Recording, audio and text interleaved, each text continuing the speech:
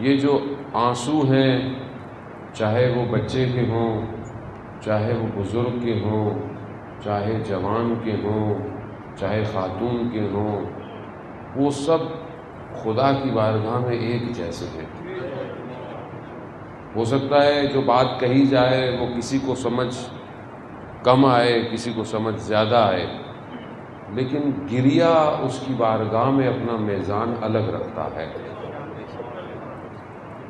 اسی لیے بہرحال کہ انسان خلوص اور اخلاص کے ساتھ اس بارگاہ میں آئے اور اپنے ظرف کو اس بقا سے پر کرے، تاکہ وہ جو رکاوٹیں میرے وجود اور میرے نفس میں ہیں، جو مجھے پرواز کرنے نہیں دیتی ہیں، میں انہیں صاف کر سکوں۔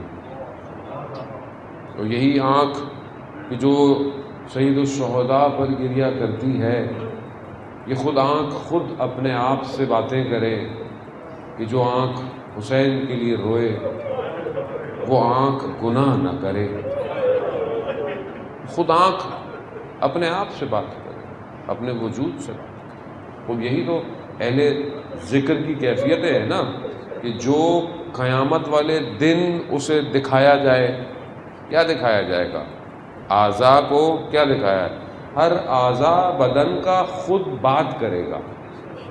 آپ کو بات نہیں کرنی ہوگی کہ آپ کہیں گے کہ میرے ہاتھ نہیں، خود ہاتھ کہے گا یہ کام انجام دیا، آنکھ خود کہے گی یہاں یہاں دیکھا۔ اب آپ چھپا سکتے ہیں اس کو؟ نہیں چھپا سکتے، وہ خود تکلم یعنی گویا ہو جائے گی، ہر چیز خود اپنے طریقے سے اپنی چیزوں کا اظہار کرے گی۔ تو ہم اس طرف بڑھ رہے ہیں نا کہ ذکر یعنی اہل ذکر کی طرف بڑھے، اس وادی نور کی طرف۔ یہ جو اس طرف بڑھتا ہے، اس سے پہلے کہ آنکھ وہاں گفتگو کرے کہ اس نے کیا کیا، یہیں پر اپنے آپ کو سمجھا دے کہ دیکھو یہ جو دیکھنے جا رہا ہوں وہاں شرمندگی کا باعث بن جائے گا، تو جھکا لو آنکھوں کو۔ قرآن بھی یہ کہہ رہا ہے یغضوا ابصارہم، اپنے نگاہوں کو جھکا لو خدا کی خاطر۔ تو خدا کی خاطر جب تم کسی ایسی چیز کو جسے خدا پسند نہیں کرتا اگر آنکھوں کو جھکاؤ گے، تو خود آنکھ پھر اس زمین میں وہ مشاہدے کرے گی جو دوسرے نہیں دیکھ رہے۔ تو یہی ہدف ہے، اسی طرف بڑھنا ہے ہم نے۔ اگر ہم اس مجلس میں آ کر بھی وہی رہیں جو عام لوگ ہیں، تو پھر سید الشہداء کے اس قیام کا، اس قربانی کا فائدہ کیا؟ امام تو کربلا آئے اس لیے تھے کہ قیامت تک کا انسان توحید تک پہنچ جائے، توحید تک پہنچ جائے، یعنی امام کا ہدف ہی یہی ہے۔ امام اس لیے تو نہیں آئے کہ بس اب ہم ثواب کمائیں گھر لے جائیں۔ ثواب کما کے کہاں لے جائیں گے؟ ثواب اس دنیا میں تو کریڈٹ نہیں ہوتے۔ آپ ایسا اکاؤنٹ تھوڑی ہے کہ آپ یہاں پیسے نکلوا لیں گے، نا، یہ ثواب آپ کو وہاں ملیں گے، لیکن آپ وہاں ثواب جہاں ثواب نے ظہور کرنا ہے، اگر اس جگہ کے لائق ہی نہیں رہے، یہ سمجھنے کی کوشش کریں عزیزان محترم۔ یعنی آپ ثواب کیوں کماتے ہیں؟ ہر انسان کوئی نیکی کرتا ہے، ثواب کیوں کماتا ہے؟ جنت کے لیے۔ کہ کہاں ملے گا ریوارڈ؟ جنت میں ملے گا۔ تو جنت کس کی ہے؟ جنت کس کی ہے؟ جنت کے سردار کون ہے؟ سید الشباب اہل الجنہ کون ہے؟ خب یہی دو شہزادے ہیں نا، یہی دو زہرا کے لال ہیں، یہی سردار ہیں۔ اب سردار راضی نہ ہو آپ سے، خدا نہ خواستہ، تو یہ آپ ثواب لے کر قیامت میں کہاں ڈھونڈتے پھریں گے؟ وہ سردار کہے گا کہ ہم کربلا اس لیے تھوڑی آئے تھے کہ تم گریے کرو، رو، گھر چلے جاؤ اور دنیا میں ظلم ہو، دنیا میں ستم ہو، تمہاری اپنی زندگی میں معرفت نہ ہو، کمال نہ ہو، بندگی نہ ہو۔ امام اس لیے آئے کربلا، امام بیدار کرنے آئے قوموں کو اور فرد کو۔ اگر ایک فرد بیدار ہو گیا، قوم پوری بیدار ہو سکتی ہے۔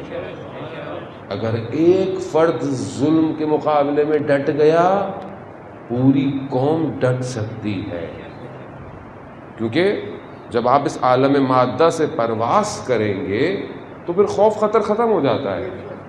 اسی عالم مادہ میں خوف ہے نا انسان کا جو گھرا ہوا ہے، وہ انسان انہی اپنی خواہشات سے، آرزوؤں سے جڑا ہوا ہے۔ کربلا میں جو مقابلے میں امام کے آئے تھے، کون سی چیز تھی جنہوں نے امام کے مقابلے میں کھڑا کر دیا؟ جان کا خوف، مال کا خوف۔ کافی لوگ آئے، کیوں آئے تم کوفہ سے؟ کہا ہمیں گھر کا خوف ہے۔ عمر ابن سعد لعنت اللہ علیہ اجمعین کہ امام نے جب اس سے مذاکرے کیے، آپ جانتے ہیں امام نے کہا کہ تم دستبردار ہو جاؤ۔ کہا وہ مجھے خوف ہے میرے اپنے گھر کا۔ کہا ہم تمہیں امان دیتے ہیں۔ امام جسے امان دے رہا ہو، نہیں سمجھا، دنیا میں تھا، کہا نہیں وہ مجھے رے کی حکومت ملنے والی ہے۔ امام نے کہا ہم تم اس سے زیادہ دیں گے، لیکن نہیں سمجھ پایا نا امام کو۔ تو یہی خوف تھے، ڈیزگنیشن، پوسٹ، گھر، دولت، یہ چیزیں چھن جائیں گی۔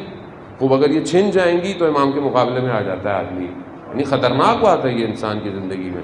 یعنی انسان اگر دنیا کے معاملات سے محبت کرنے لگے تو حجت خدا کے مقابلے میں آ جاتا ہے۔ اسی کے لیے تو پریکٹس کرنی ہے کہ اپنے باطن کو اتنا صاف کر دے کہ سر پر تلواریں آ جائے